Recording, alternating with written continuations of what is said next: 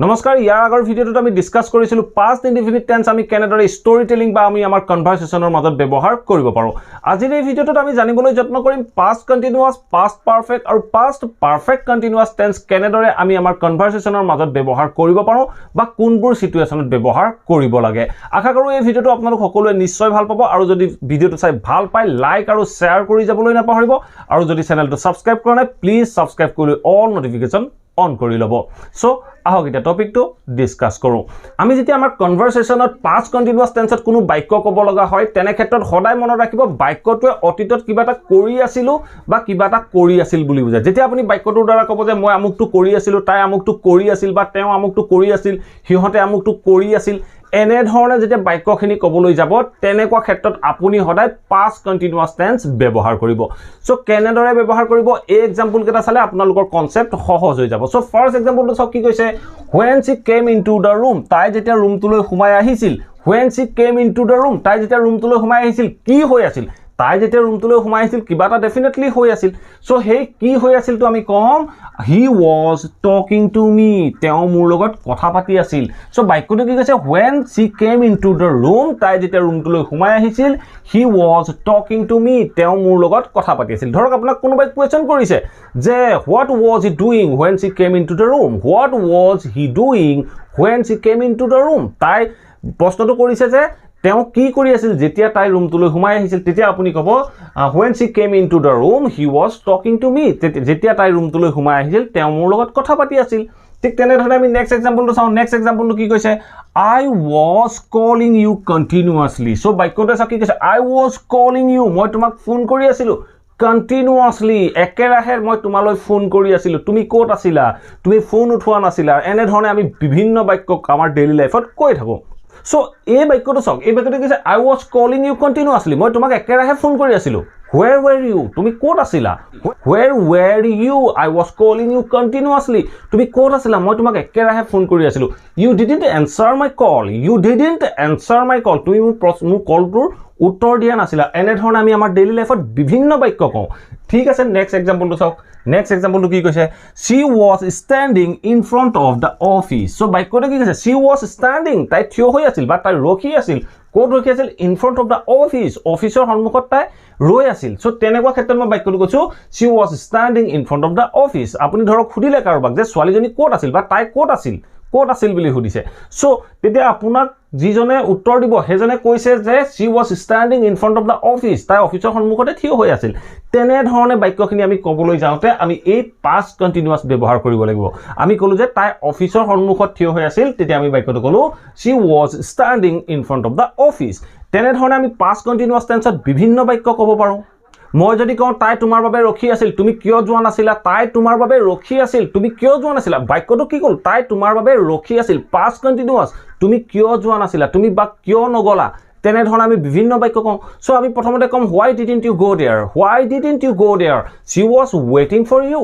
why didn't you go there তুমি তালৈ কিয় নগলা বা কিয় যোৱা নাছিলা she was waiting for you তাই তোমাৰ কাৰণে অপেক্ষা কৰি আছিল ঠিক তেনে ধৰণে আপোনাক যদি কোনোবাই সোধে যে মই কালি তোমালৈ ইমান ফোন কৰিলো তোমাক ইমান কন্টাক্ট কৰিবলৈ যত্ন কৰিছিলো তোমালৈ ফোন নালাগিলে তুমি কি কৰি আছিলা সো আপুনি কৈছে যে মই এখন সিনেমা চাই আছিলো আপুনি ক'ব পাৰে মই এখন সিনেমা চাই আছিলো I was watching a movie so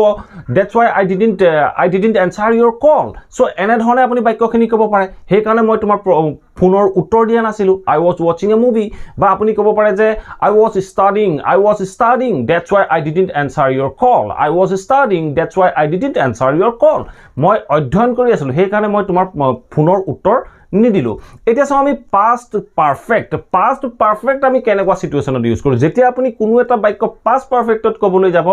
তেনে ক্ষেত্ৰত সদায় মনত ৰাখিব বাক্যটো দুটা একচন থাকিব আৰু যিটো একচন আগত হ'ব সেই একচনটো আপুনি past perfectত ক'ব আৰু যিটো একচনে পিছত হ'ব বা কামটো পিছত হোৱা বুজাব তাক আপুনি সিম্পল pastত ইউজ কৰিব দুটা একচনৰ যিটো একচন আগত হ'ব হেতু past perfectত ক'ব আৰু যিটো পিছত হ'ব হেতু simple pastত ক'ব সো এই एग्जांपल কেটা চাওক আপোনালোকৰ কনসেপ্ট সহজ হৈ যাব সো ফাৰ্স্ট एग्जांपलটো চাওক কি কৈছে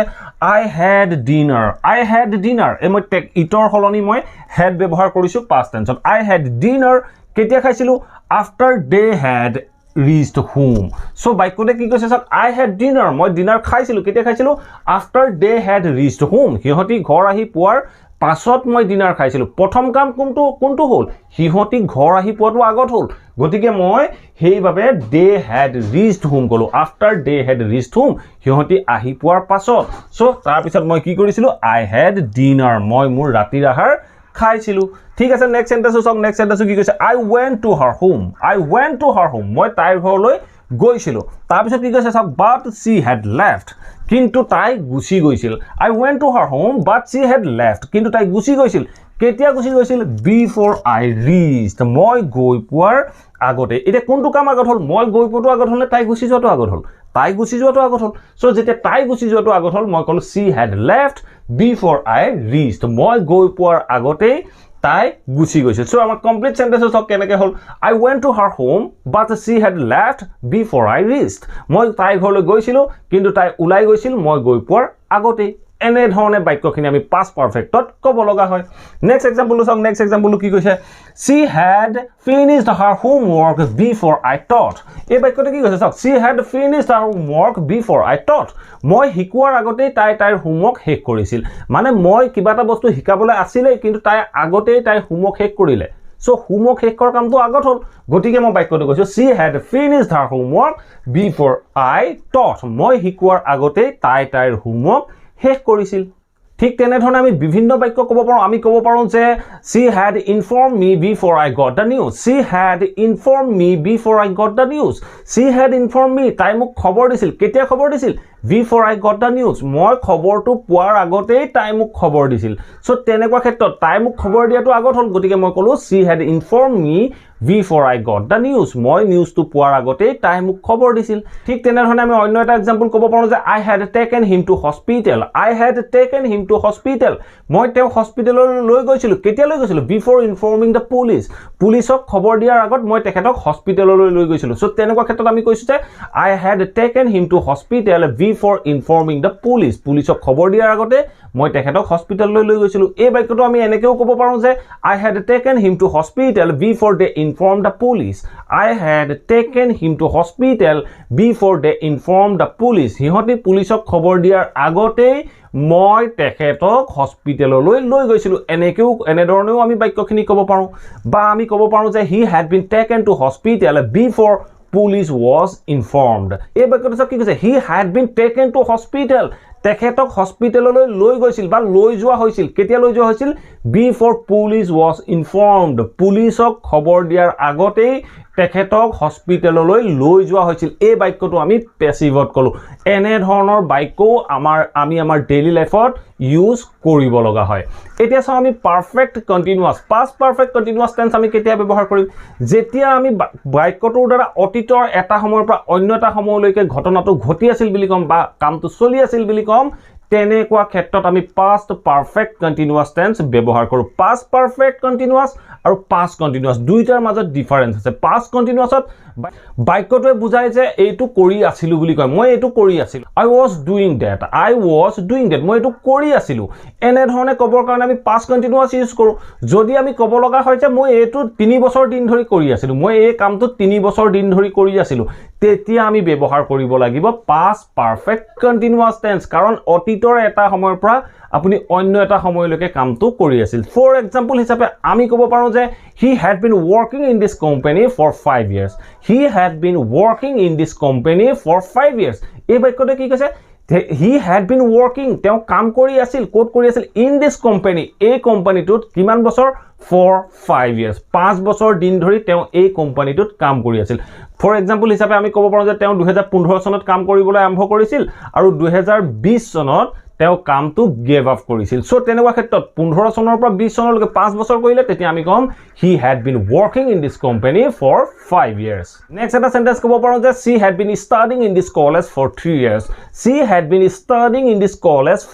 years মানে তাই 3 বছৰ দিন ধৰি এই কলেজখনত পঢ়ি আছিল ঠিক তেনেধৰণে আমি অন্য এটা বাক্য ক'ব পাৰোঁ যে we had been living in this house for 10 years. We had been living in this house বা আপুনি ক'ব পাৰে we had been living there for 10 years. এনে ধৰণৰ আপোনালোকে বাক্যখিনি ক'ব পাৰে আমি 10 বছৰ দিন ধৰি তাত আছিলোঁ বা we had been living in this house for 10 years. আমি এই ঘৰটো 10 বছৰ দিন ধৰি আছিলোঁ এনে ধৰণৰ আমি বাক্যখিনি ক'ব পাৰোঁ ধৰক আপুনি ক'ব লগা হ'ল যে মই এখন সিনেমা চাই আছিলোঁ তেতিয়া আপুনি কি ক'ব I was watching a movie. যদি আপুনি ক'ব লগা হয় যে মই 3 ঘণ্টা ধৰি এখন সিনেমা চাই আছিলোঁ মই 3 ঘণ্টা ধৰি এখন সিনেমা চাই আছিলোঁ বুলি ক'বলৈ যাওঁতে আপুনি বাক্যটো ক'ব লাগিব